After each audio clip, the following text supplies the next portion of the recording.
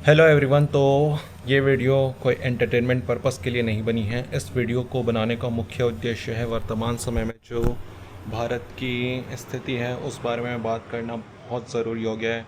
As a youngster, as a citizen of this country, और मुझे लगता है कि बहुत सारे यंगस्टर लोगों के अंदर से भी यह आवाज़ आ रही होगी वर्तमान समय में जो भी स्थिति देश में बन रही है उसको देखते हुए।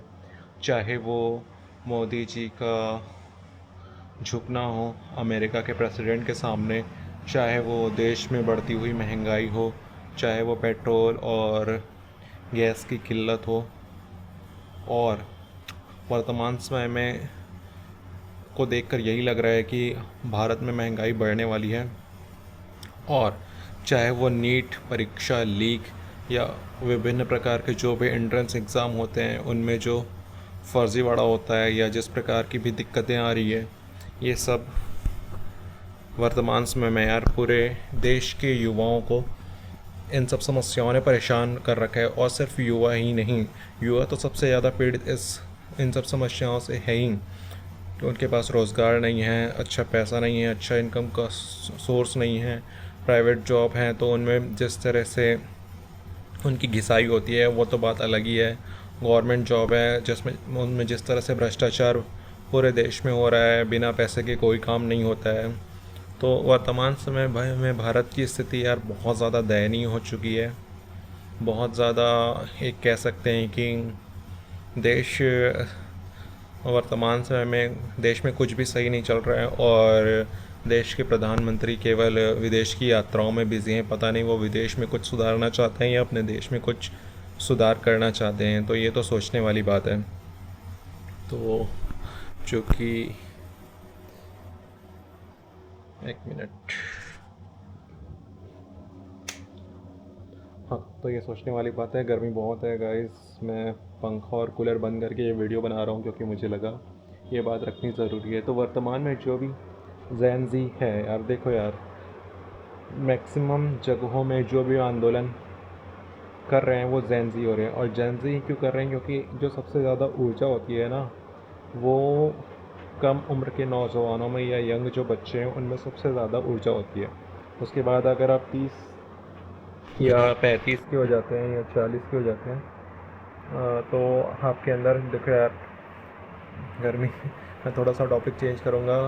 एक और समस्या है कि वर्तमान में टेम्परेचर भी बहुत ज़्यादा राइज़ हो रहा है और सरकार पेड़ों की कटाई धड़ल्ले से कर रही है। धड़ल्ले से मैं बोलूँ, आज की डेट में आप काउंट करने जाओगे तो कितने सारे पेड़ काट दिए होंगे, कोई इसकी कोई क्या कह सकते हैं, कोई गणना नहीं है। तो देखा जाए तो सारे डिपार्टमेंट में जितने भी आप कोई भी टॉपिक पकड़ लो, सारी जगहों पर भ्रष्टाचार पूरे तरीके से देश में व्याप्त है। देश बहुत बड़े बड़े गहरे संकट में जाने वाला है।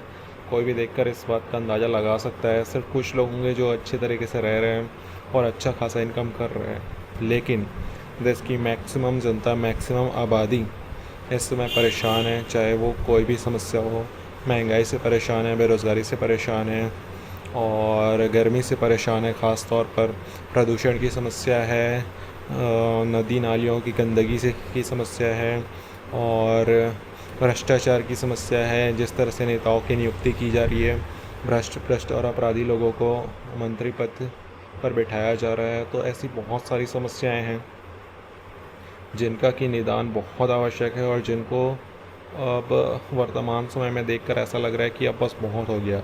बेचारे नीट यूजी के जो बच्चे हैं उनका पेपर यार हर साल लीक कर दिया जाता है। ये क्या कैसा सिस्टम है जो सुधरने का नाम ही नहीं ले रहा है। तो वर्तमान समय में जो जैन जी जनरेशन है ना, और सभी जैन जी से ही अपील इसलिए कर रहे हैं क्योंकि सबसे ज़्यादा एनर्जी यार इन्हीं बच्चों में होती है। और हमने देखा भी है नेपाल में जिस तरीके से चीज़ें हुई हैं और जिस तरीके से चीज़ें बाकी देशों में भी हो रही हैं, तो एक जैन से ही उम्मीद है जो भारत देश को वर्तमान समय में बचा सकती है। और ऐसा नहीं है कि सारा काम जैन जी को ही करना है, लेकिन शुरुआत जैन जी को ही करनी पड़ेगी।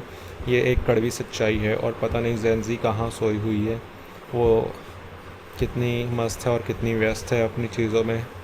हालांकि हम कह सकते हैं कि जैन जी कूल जनरेशन है, उसको खुश रहना आता है, लेकिन कूल रहने के साथ साथ कभी कभी अपने देश के बारे में भी सोचना बहुत ज़रूरी हो जाता है। तो जैन जी को ही समझना पड़ेगा कि वर्तमान समय में देश में जो भी चल रहा है उस पर ध्यान दें, आवाज़ उठाएं, सड़कों पर आएँ। अभी तो गर्मी इतनी है कि कोई भी सड़कों पर आना नहीं चाहेगा, देखो फैक्ट ये है।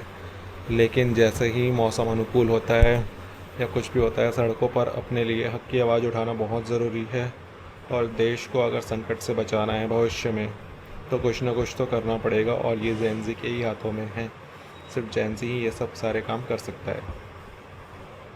तो इस वीडियो का मकसद किसी तरह का हिंसा नहीं है। इस वीडियो का मकसद सिर्फ अवेयरनेस फैलाना है कि जेन ज़ी को ही कुछ करना पड़ेगा, अपनी बागडोर अपने हाथों में लेनी पड़ेगी और बदलाव की ओर अग्रसर होना पड़ेगा। क्योंकि देखो चुनाव तो अभी होने नहीं वाले हैं, और चुनाव तक वेट करते करते ऐसा ना हो कि बहुत देर हो जाए। तो सत्ता परिवर्तन के लिए कुछ तो करना पड़ेगा, और इसमें जेन ज़ी ही कुछ कर सकती है। Thank you so much.